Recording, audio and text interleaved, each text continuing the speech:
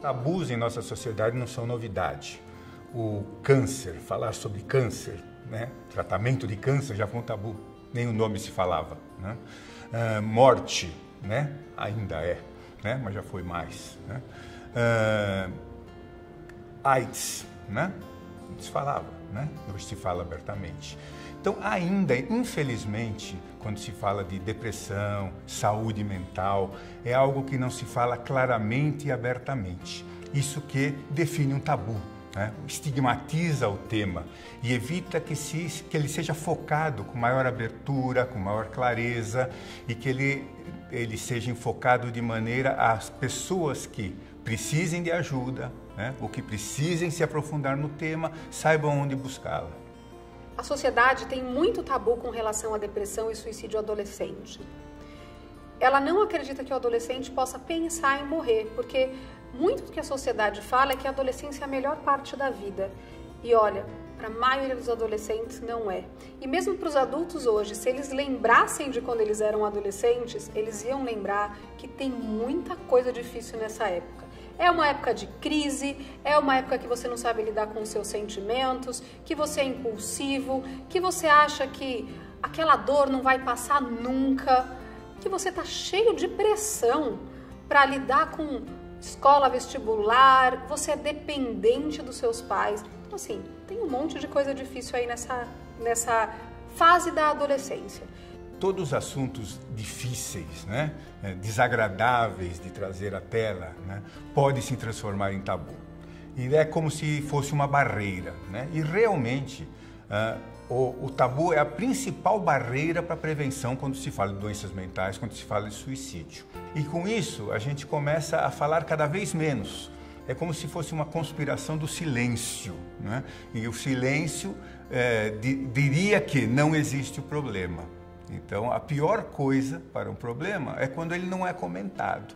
E este é algo que precisa ser comentado. Quando a gente pega os casos recentes de suicídios em escolas de elite de São Paulo, e isso toma uma proporção em termos de mídia enorme, tem duas coisas importantes. Primeiro, infelizmente o suicídio só é noticiado quando acontece na escola de elite. E a gente sabe que ele ocorre, na maior parte das vezes, nas classes mais baixas. E depois, esse é o lado bom, a partir do momento que tem essas notícias, esse aumento de notícias, a sociedade começa a olhar de uma forma diferente.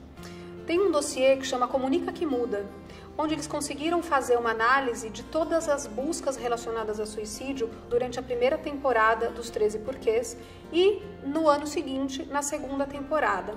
Eles perceberam que, primeiro, as buscas aumentaram, foram para 1.300.000 buscas durante o período da primeira temporada, mas o mais importante é que durante a segunda temporada eles perceberam que a forma como as pessoas falavam sobre suicídio tinha mudado e ela começou a ser mais positiva, no sentido que trazia mais conscientização e mais busca de ajuda do que julgamento.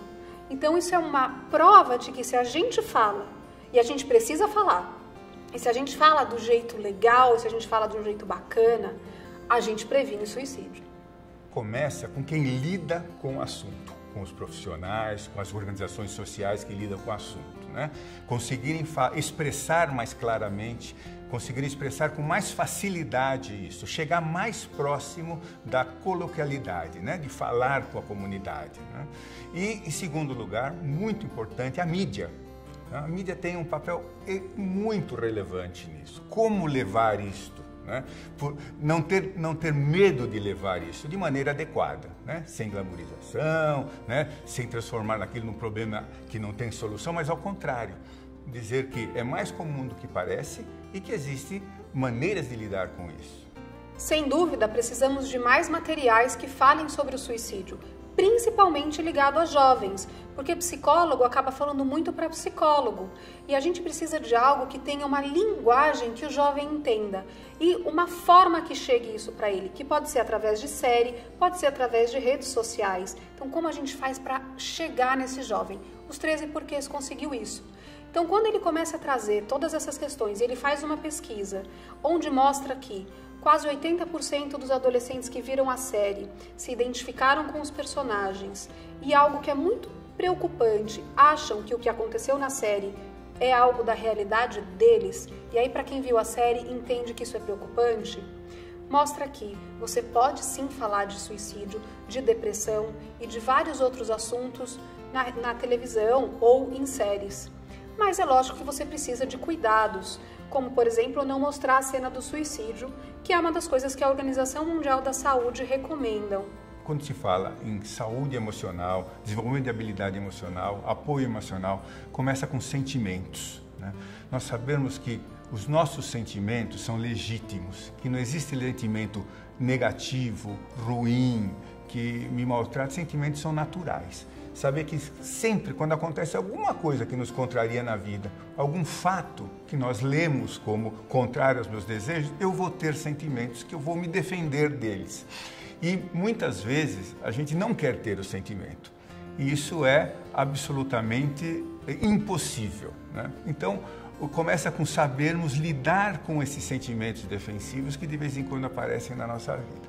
E se a gente faz isso desde a tenra idade, isso fica muito mais simples. A gente desenvolve uma habilidade para sempre quando nos sentirmos com algum desses sentimentos, lidarmos de maneira mais positiva e para não tentar brigar com ele, mas abraçá-lo e tentar se sentir melhor, fazer algo para que eu resolva a situação com mais naturalidade.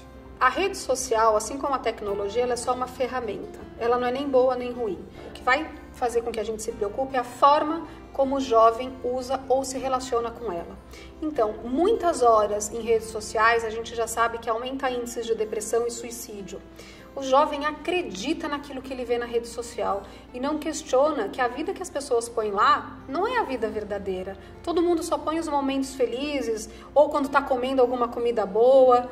Tem até um termo que chama FOMO, Feeling of Missing Out, que é um termo relacionado ao Instagram, onde quando o jovem fica muito tempo longe do Instagram, ele sente como se ele estivesse por fora do que está acontecendo. E ele sente também que ele não está sendo convidado a todas as festas, ele não tem a viagem mais legal, a comida dele também não é a melhor. E ele não entende que aquilo é só uma rede social, as pessoas mostram o que elas querem e que ninguém põe que está triste. Então as redes sociais podem afastar as pessoas também. Elas podem criar ambientes propícios ao cyberbullying, mas também tem muita coisa legal em rede social. Tem grupos de apoio, grupos de ajuda, as pessoas podem falar o que elas querem também sem tanto julgamento, elas podem encontrar grupos de pertencimento. Então tudo vai depender da forma como ele lida com isso. Religião é um fator de proteção quando se fala em riscos de suicídio. Isso é científico, né? Eu acho que quando se pergunta a religião, quer dizer, mas a religião não me traz algumas travas, né? Não vai contra, muitas vezes, aquilo que eu acabei de falar, de reconhecer a sua raiva e tudo mais. Pode ser que sim, né? Mas quando você consegue ter uma atmosfera de carinho, uma atmosfera de proteção das pessoas, né? Isso vira quase que um detalhe, né? Então, eu acho que é muito importante as pessoas terem toda a liberdade de terem qualquer religião, que se sintam melhor com elas, mas que se sintam bem com elas, né? Que faça bem para si próprio, né? Isso não vai contra a saúde emocional. Sem dúvida nenhuma, o suicídio de jovem está muito ligado à sociedade. Ela traz uma pressão muito grande nesse jovem. É muito difícil que ele entre no mercado de trabalho. Ela exige que ele esteja bem o tempo inteiro. Tem uma questão da masculinidade tóxica, que é homens não podem pedir ajuda e não podem falhar.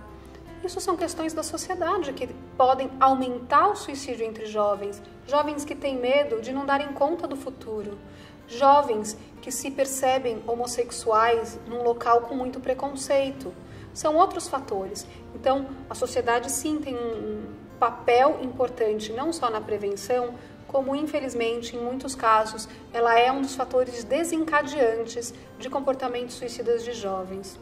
Bom, a hora de pedir ajuda é a hora que você necessita, a hora que você sente que alguma coisa não está bem com você, é a hora que você sente que você sozinho não tem recursos internos suficientes para fazer frente a alguma situação, ao que está acontecendo com você.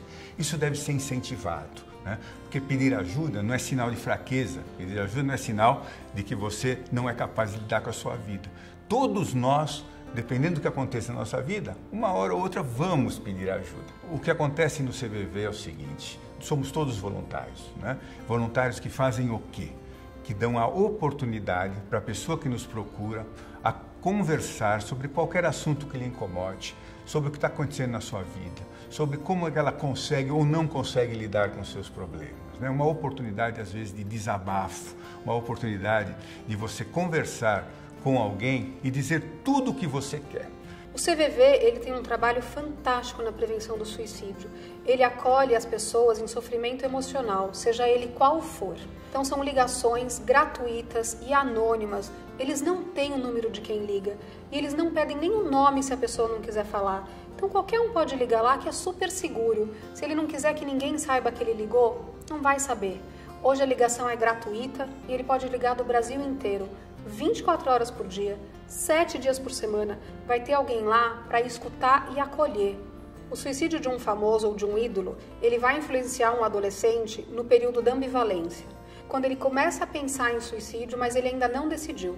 E aí, se tem algum suicídio de alguém famoso ou alguém próximo, pode ser o que ele precisava, a gota d'água, para ele decidir pelo suicídio.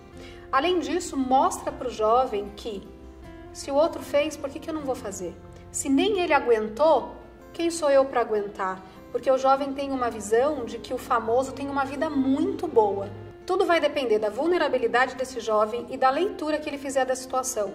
Por isso que quando acontecem esses suicídios, a gente tem que falar abertamente. E, por exemplo, um suicídio de um famoso pode ser um assunto a ser debatido abertamente em casa e na escola. A mensagem que eu gostaria de deixar é, quando se fala em conforto emocional, é de tentar olhar esses jovens, essas pessoas, esses seres humanos, né, que às vezes precisam de ajuda, além do comportamento deles, né? Atrás do comportamento existe uma pessoa que muitas vezes está precisando de ajuda e muitas vezes está se defendendo de algo que está acontecendo, que não está aparente, com aquele comportamento. Então, se tem uma mensagem, a primeira é: vamos falar sobre o assunto, vamos falar abertamente, vamos acolher aquele em sofrimento.